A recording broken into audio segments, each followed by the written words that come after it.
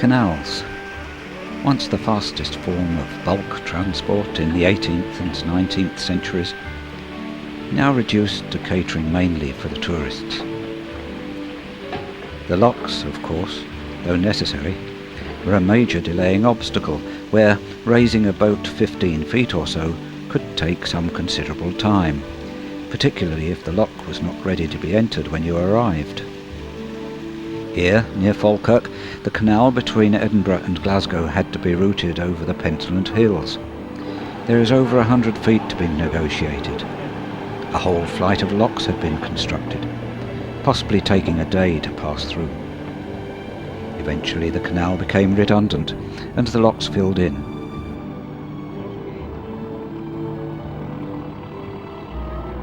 But now the tourists are wanting to travel peacefully between the two cities, ignoring the cause of the canal's downfall, and those locks need to be replaced. So, let's join a 20th century solution.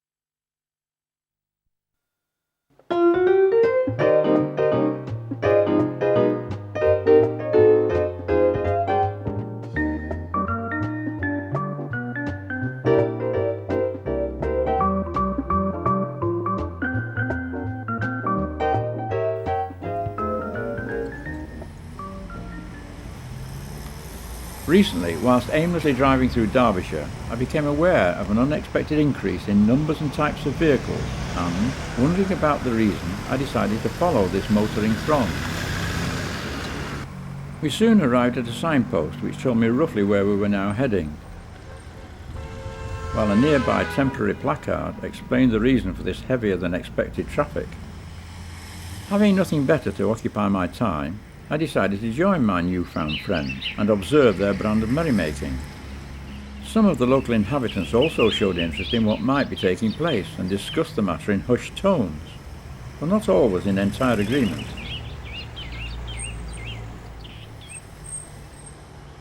It seemed that this was going to be a popular event, and the car park was filling up rapidly with old cars,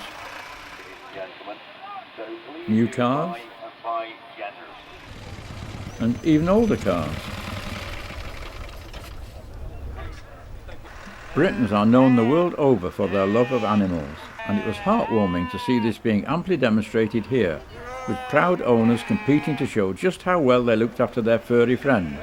Of course, last year's models were now out of favour, and while still invited, they were presented in a slightly different manner, being served hot on a plate.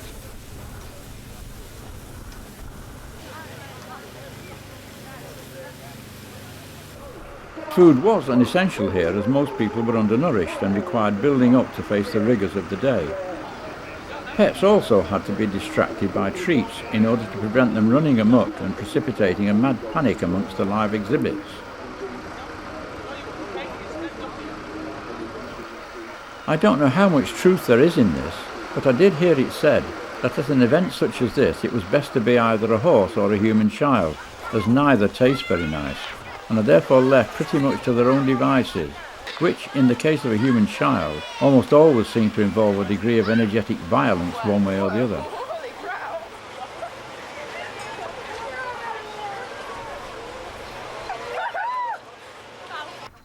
It would appear that most men were expected to become somewhat inebriated, as the toilets were thoughtfully inclined to aid aiming miscalculations. The hand-washing facilities were also first class. I wasn't too impressed with the modern art section of the exhibition. There just seemed to be a lot of different sized wheels and belts going round and round endlessly without any result. But I was taken with the imagination of the creator of the mechanical dinosaur feeding from a trough.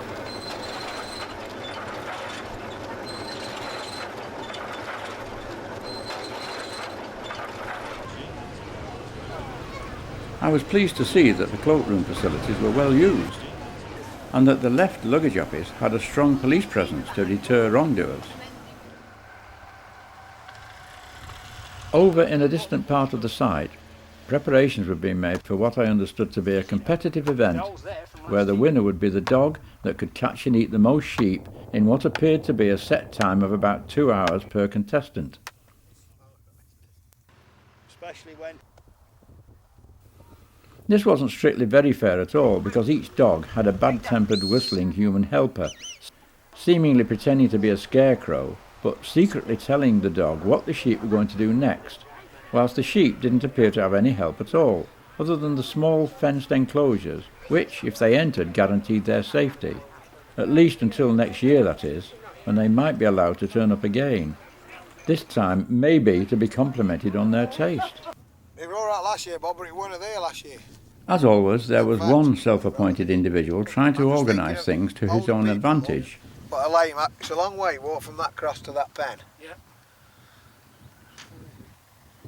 Because if you remember, you know when you stood at your post, Yeah. you had a job to see that drive gate. But he was soon put down by the neutral observer hidden in a nearby hut, There's a fair I never way. realised we got so many posers on the committee. who very quickly came to regret his temerity. In a straight line, dead straight line, is smack under that thorn bush. Just you sit on that chair. Finally, the main event of the day commenced, and men and dogs were made fools of by sheep getting their own back, pretending not to understand what was required of them.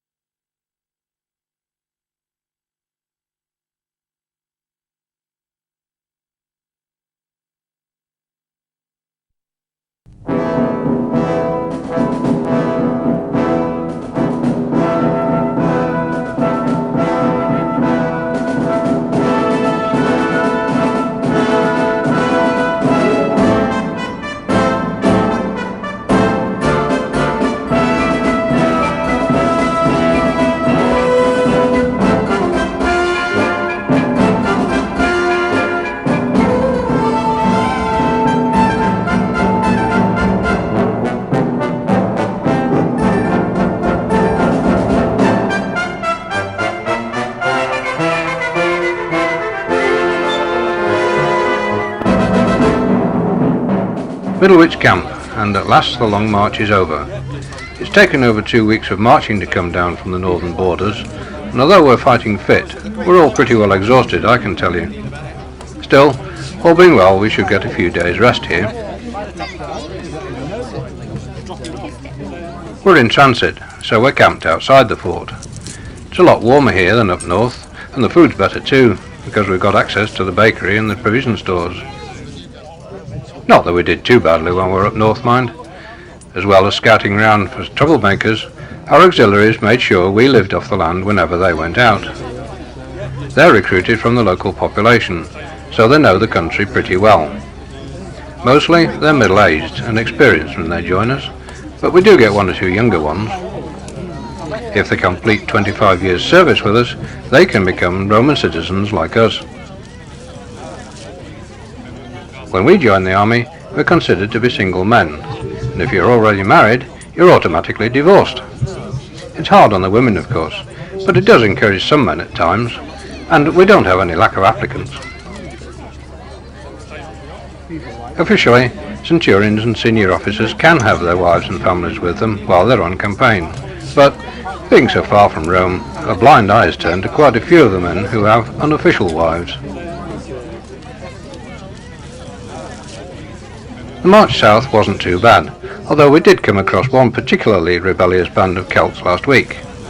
This was where our training came in useful, and our charge soon scattered them to the 4 winds.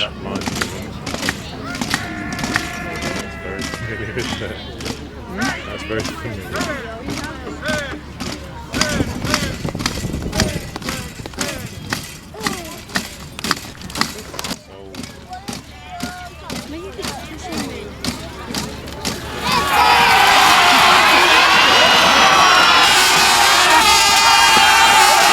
Some weren't quick enough though, and they ended up as trophies.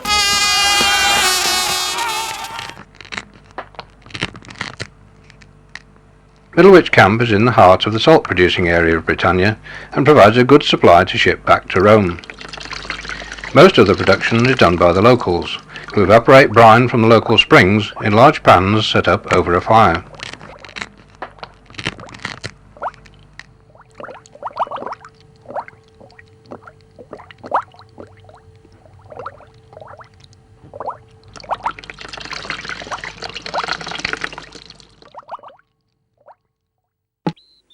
Today we had a visit from a senator. Apparently he's on a tour of inspection from Chester, and no doubt he's checking how ready we are. In the meantime, our training keeps us proficient with our weapons and makes sure we're ready for anything.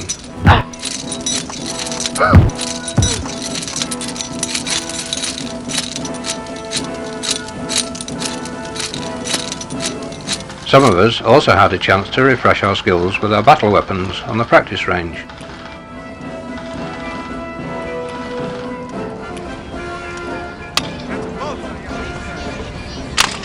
The catapulta fires arrows at the enemy before we start fighting, and we use the onagar to hurl rocks and stones at them. When we'd finished, our cavalry colleagues took over for a bit of their own practice and training for the horses. Every day concludes with a parade of the standards and a show of loyalty to the Emperor.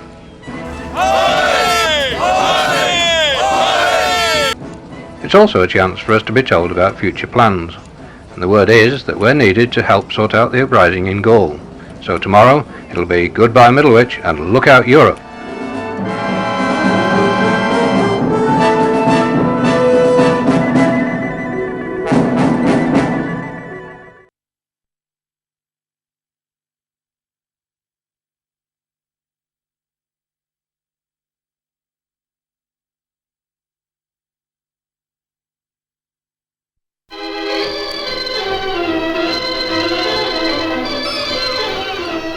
A bright but cold day along the Fylde coast sees a strong nor'westerly whip up the waves. Further inland, however, the outlook is much more cheerful.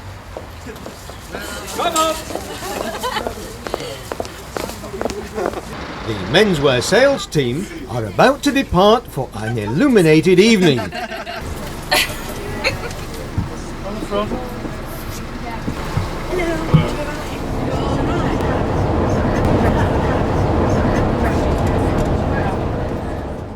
Arriving safely and hardly able to contain their excitement, our intrepid gang sally forth to see the lights.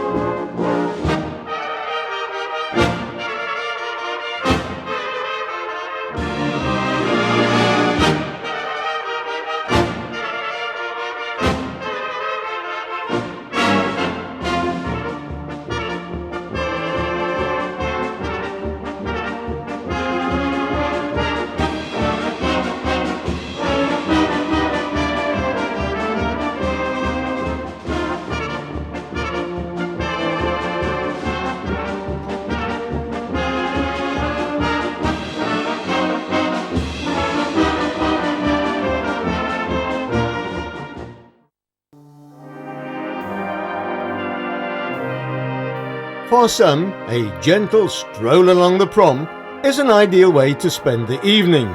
For others, there's a more laid-back approach.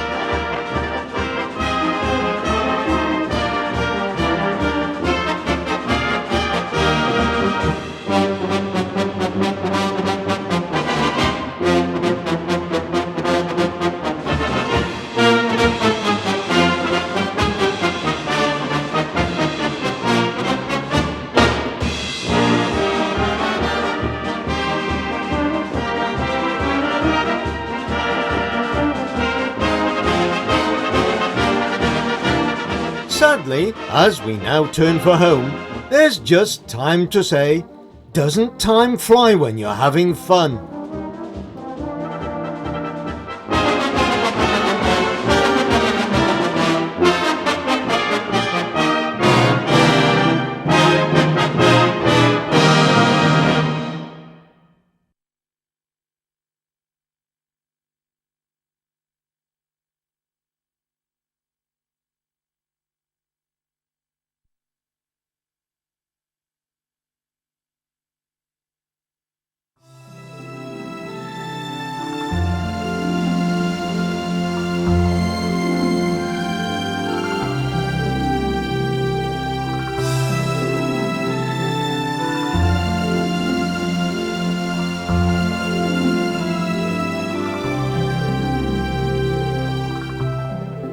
The lesson is that you should do unto others as you would have others do unto you. It's that simple. You should do unto otters, yes, otters, as you would have otters do unto you. The otter in question is the sea otter, a small, friendly-looking creature found only off the Pacific coast of North America.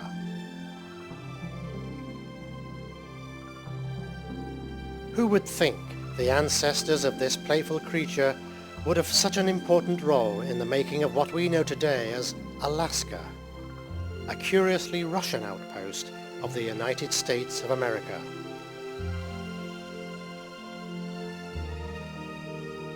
The sea otter's natural home is that vast ocean which separates the two nations, but which came so close to linking them. When, 250 years ago, the Russians began to hunt the sea otter for its luxurious pelt, they followed it eastwards until they reached the Alaskan coast.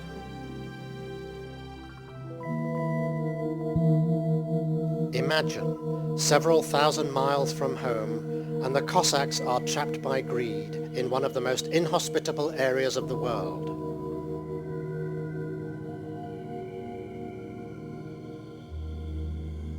No easy landing places, deathly cold waters, glaciers coming right down to the sea. A no man's land, except for the 20 native tribes of Indians and Eskimos. America to the south, still forming as a nation, had certainly given it little thought. For 100 years, the Russians persevered, making fortunes, capturing the little sea otter and selling its fur, the thickest of any mammal, to China. In return, they carried home shiploads of tea, the new must-have drink in Moscow. They colonized first the offshore islands, brutally forcing the native Aleutians to be their sea otter hunters. But word got out about the golden fleece on offer, and the Americans did finally come north to see for themselves. A Cold War threatened, but a deal was struck, and the Russian-American Company was formed at the start of the 19th century to sell even more sea otters to the Chinese. It was led by one Alexander Baranov, who set up HQ here on Kodiak Island.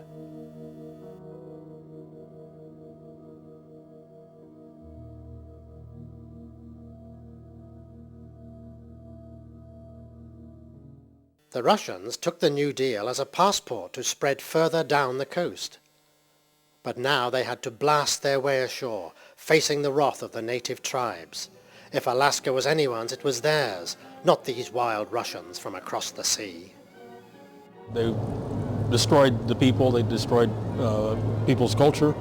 The society that was created here was based on slavery, indentured servitude.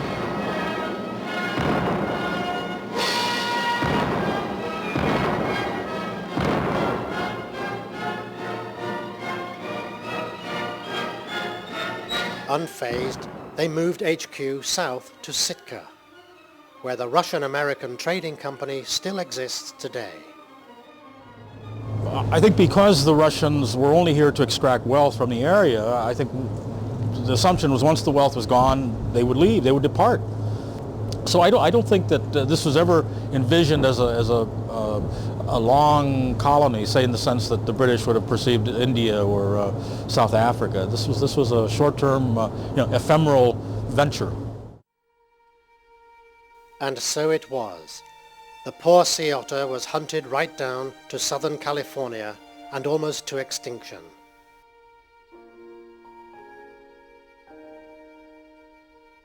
The desperate Russians tried to hunt wildlife in the bleak hinterland, but found the wildlife better adapted than they were.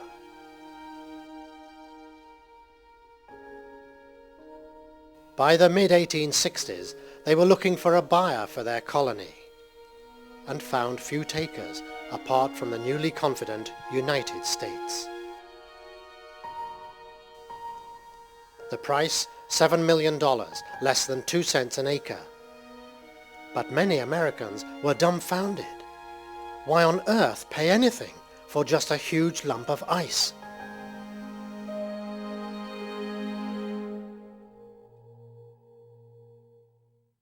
They ignored it for 30 years, until in 1898 they suddenly realized it might be worth more, much more than $7 million.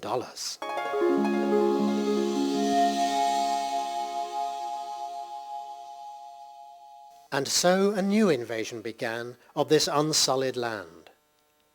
They came north in their thousands, from Seattle, from California, from all along the western seaboard. Prospectors looking for their own golden fleece in the Klondike Gold Rush.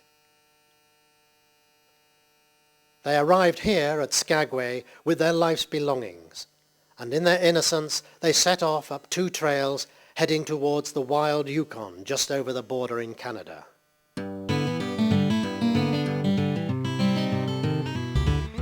Skagway built a town to get them started. And it's still there today, preserved virtually in aspic. In the time of one generation, Alaska had gone from being Russia to being the Wild West.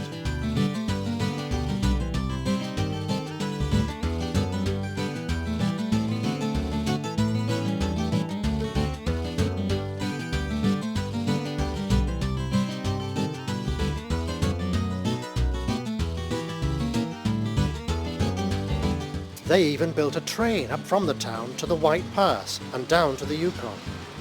And that's still there today, for tourists to take a short trip back in time.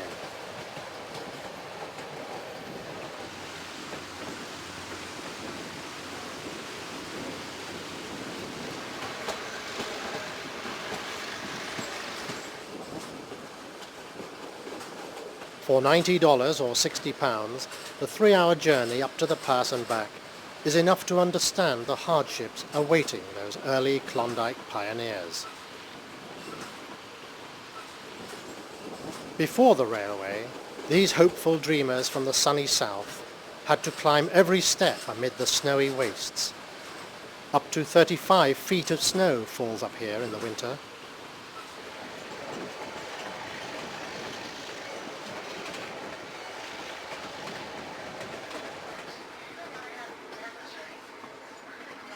The railway was financed by British money, for while the Russians had spent 150 years colonizing the coast, the British had pioneered west through the Virgin Lands of Canada, setting up a series of trading posts.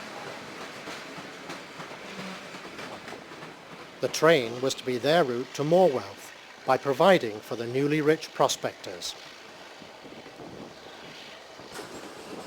But was the train perhaps jumping the gun?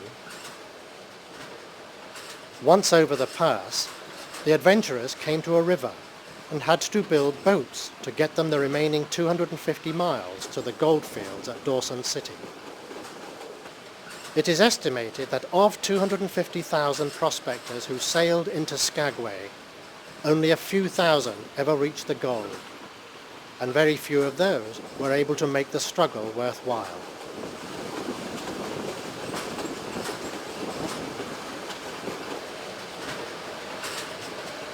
Today, this historic route of tunnels and flimsy bridges, forged by equally tough men out of nothing, is among the 29 World Heritage construction sites, along with the Eiffel Tower and the Panama Canal.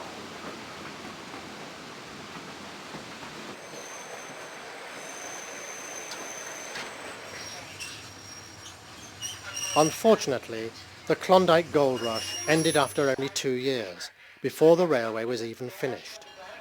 A better strike drew everybody elsewhere, to the west coast of Alaska itself.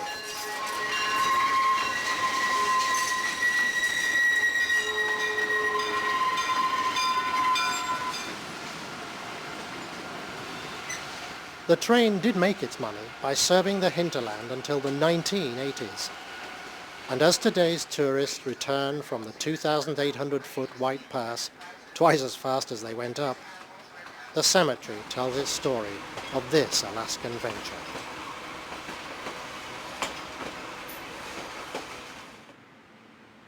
The Americans had finally noticed Alaska at least, and began some small modernization. The Second World War speeded further development for a string of Pacific naval bases. But Alaska was still only a colony or protectorate, and didn't become a full-blown state until 1959. Resentment at this slow recognition simmers on still, and signs of Alaskans' Russian past cling on everywhere. It might have been so different. The Russians would probably have given the British first option on Alaska, if the British hadn't been their enemy in the Crimea at the time. The British had an interesting role in Alaska. If the British had had fewer distractions, I think they would have conquered this area. I think without a doubt they were the strongest nation. They had already a substantial history in colonization. They knew how to do it. Even now, the US government uses Alaska to extract oil, minerals and salmon with comparatively little investment. The Russian Orthodox Church is strong everywhere. The sea otter has made a dramatic comeback off the coast. But alas for Alaska, it is still a land that nobody cares much about.